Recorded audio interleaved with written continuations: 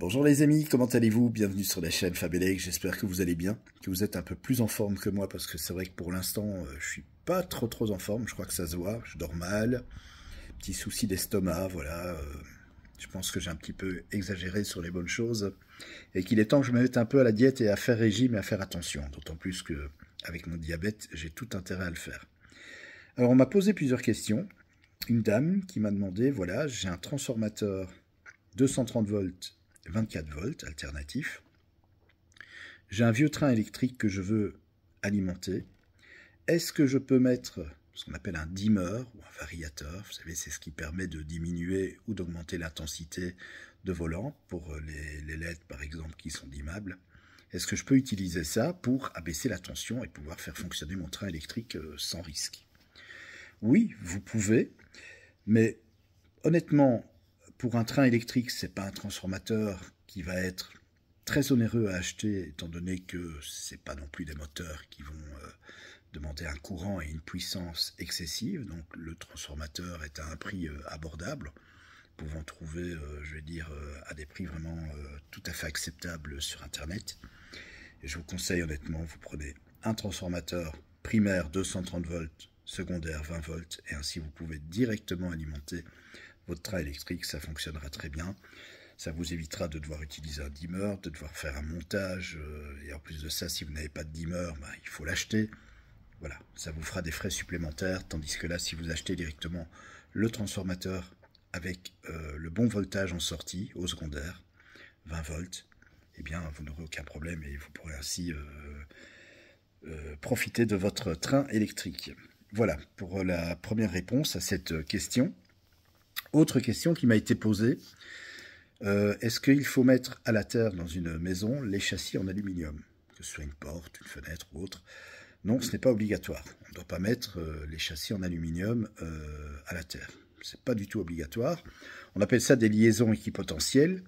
Ce qu'il faut impérativement mettre à la terre, ça c'est logique, c'est l'installation, je vais dire, les prises de courant doivent être mises, il doit y avoir la prise de terre, il doit y avoir pour les liaisons équipotentielles, si vous avez des tuyauteries encore en galvanisé ou en cuivre, eh bien ça doit être mis à la terre, obligatoirement, c'est ce qu'on appelle les liaisons équipotentielles, mais pas pour les châssis en aluminium.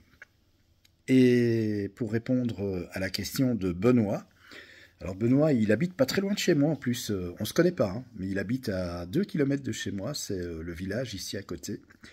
Benoît, en fait, il a récupéré un autoradio dans un ancien véhicule, autoradio qui fonctionnait très bien, de marque Sony, mais peu importe la marque. Ce qui s'est passé, c'est que il l'a alimenté, il voulait en fait se servir de cet autoradio comme petite chaîne hi-fi chez lui. Alors, on peut effectivement faire fonctionner un autoradio de voiture à la maison. Mais ce qui est important, c'est d'utiliser une alimentation stabilisée 12 volts, courant continu.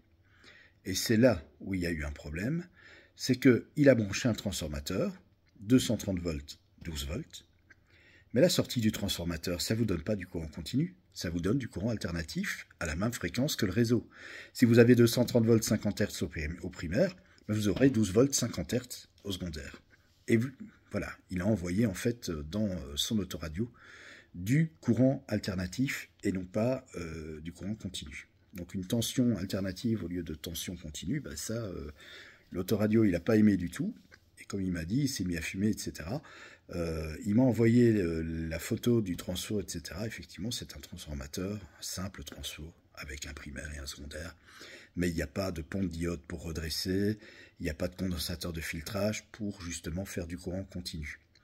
Donc ce qui est important, c'est bien entendu pour alimenter l'autoradio, il faut soit une alimentation stabilisée. Si vous avez une alimentation de labo assez puissante, vous la mettez sur 12 volts, ça va très bien fonctionner.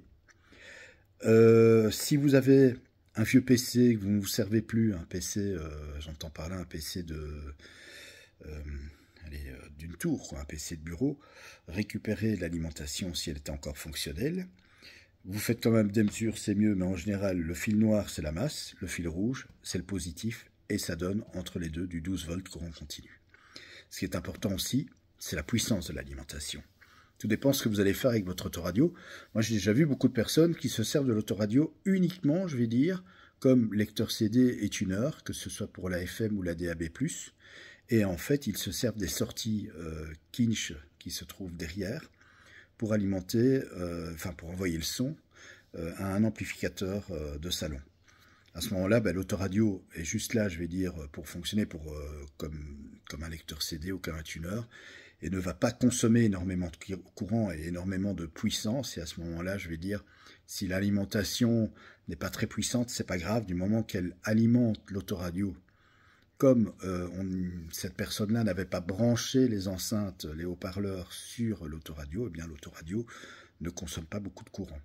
Par contre, si vous utilisez l'ampli de l'autoradio, donc que vous branchez des enceintes, là, effectivement, votre autoradio va consommer plus de courant et il faudra prévoir une alimentation stabilisée qui va pouvoir, je vais dire, apporter ce courant à l'autoradio. Parce que si l'alimentation est, je vais dire, trop juste ou voire moins puissante que ce qu'il faut, elle va dysfonctionner, déjà d'une part.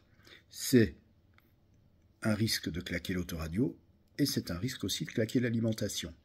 Donc c'est important. Je rappelle aussi que la différence entre l'impédance des haut-parleurs dans une voiture et les haut-parleurs que nous avons à la maison, sauf bien sûr pour certaines petites chaînes hi-fi où vous voyez impédance 4 ohms, mais en général c'est du 8 ohms pour la maison. Par exemple ici mes JBL, c'est du 8 ohms.